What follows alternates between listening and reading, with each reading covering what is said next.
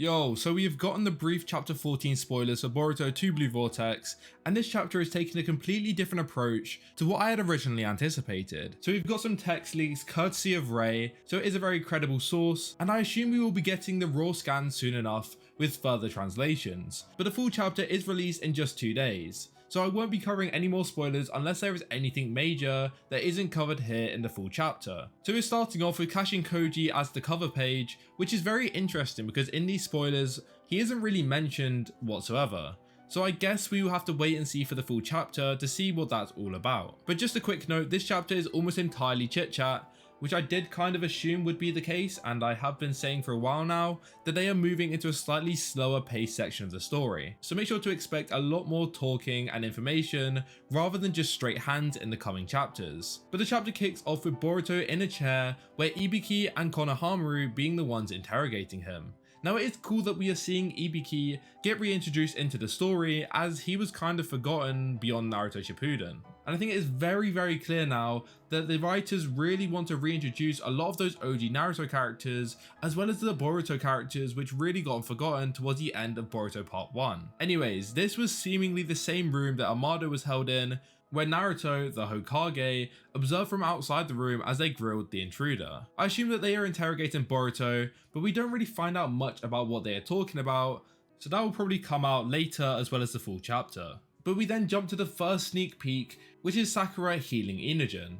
And we see Ino, who is extremely worried about Inogen, and we also see Amado with the two elders. Now I do apologize about how I'm reading these spoilers, but I'm trying to string together a bunch of different posts, so it may not make complete sense as of right now, but trust me, once the full spoilers are out, you guys will be able to find out on Twitter exactly what has happened during this chapter. I just wanted to quickly cover what we have found out immediately. Anyways, we also see Ada, Daemon and Kawaki all talking during this chapter. Now we have seen this before, with Kawaki somewhat pressuring Ada into finding Boruto in chapter 8, and we kind of saw the relationship between Ada and Kawaki as well as Kawaki and Daemon.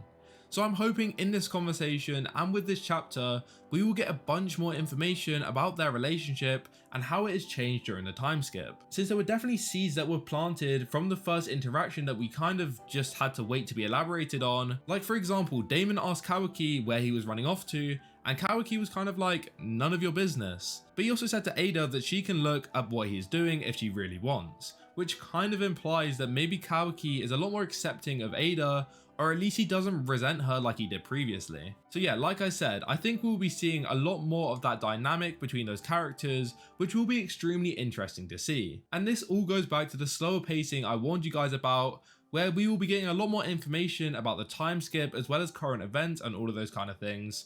But with that said, I know a lot of people are going to hate on Boruto for this change, since all they want to see is action. So do expect a sudden influx in Boruto hating in these coming chapters. Anyways, back to the interrogation, all we are getting from these spoilers is the fact that they are in fact interrogating Boruto, which is obvious, about his information, his motives and all of that good stuff. But what is interesting, and we do find out, is that Boruto is talking to Amado about the Otsutsuki, Jura and the Shinju. And we also get to see a cool panel of Jura, which I cannot wait to see, as I am in love with this guy's design. And I think it is by far the best out of any Shinju in my personal opinion. Anyways, I think it is extremely interesting that they are having this conversation.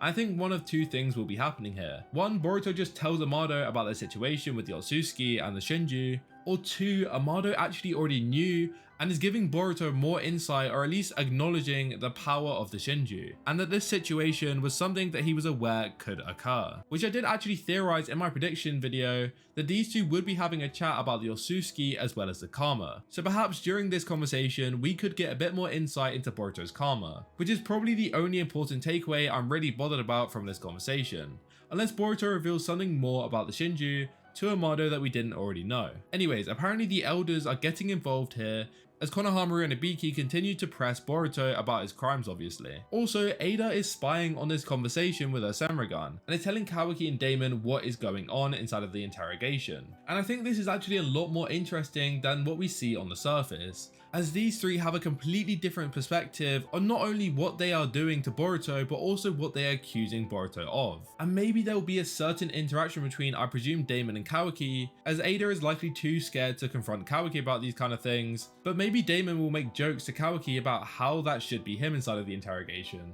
or maybe tell Kawaki that he's running the risk of the truth coming out, the more those people are surrounded by Boruto. And we've seen this before with Daemon warning Kawaki about these kind of things. And I think that is half the reason we see Ada, Kawaki and Daemon looking at this conversation, as I think the writers want to give a different perspective on what the characters who know the entire situation truthfully are seeing of this interrogation. Anyways, Shikamaru and Ino are talking through her jutsu, it seems, and I think they are likely discussing again what Boruto is getting accused of and whether they should either stop the interrogation, tell everyone the truth, or at least try to, or perhaps even their plan to let Boruto escape, which we will see in a second. But Ibiki apparently takes this opportunity to punch Boruto in the face and the stomach and start slapping him around. I don't know whether that's out of frustration or whether it is because Boruto isn't giving them information and they're trying to press him even further. But I do love how everyone is taking this opportunity to take their hits on Boruto after he literally just saved their village. But because they stand literally no chance against him,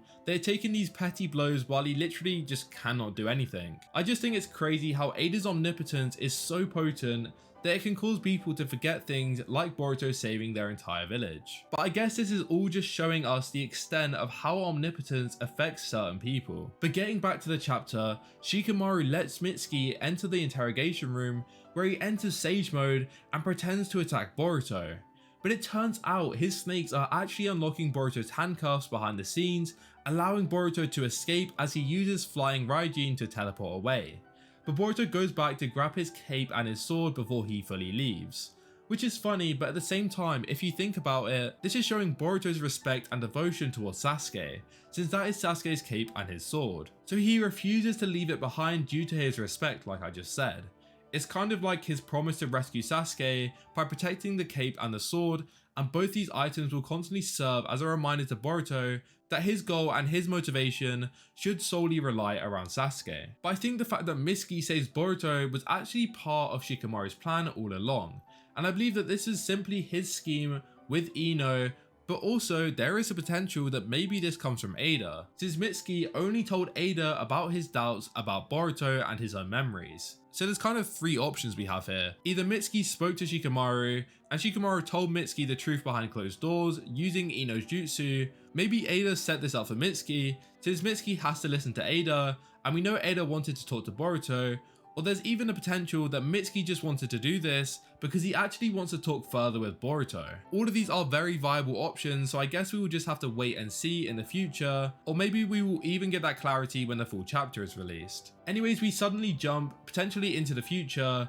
where we see Sarada and Sumire in the Hokage room talking to Shikamaru. And I assume since these guys are obsessed, they're talking about Boruto. Anyways, Kankuro comes into the Hokage office to talk to Shikamaru, where he tells him about how Suna was recently attacked, likely by the Claw Grimes, where Gaara was defeated, and this is how Shinki was turned into the tree. The final 2 pages are literally just Shinki, so the sneak peek 2 we just got a couple hours ago is the second to last page. But finally, the last information we got from these leaks actually confirmed that Jura is not based on anyone like Hidari and the other Shinju are, and he is purely a manifestation of the Ten Tails, which is extremely interesting. And to all my scalers out there, good luck on scaling this guy, because if he isn't an Ishiki clone, then there is literally no way to figure out how strong he is relative to the previous characters. Which kind of means Boruto TBV Vortex is gonna have its own scaling unless we get comments from someone like Amado stating that Jura is stronger than Ishiki. But that is the end of these spoilers, so make sure to comment your thoughts on the chapter in the comments down below.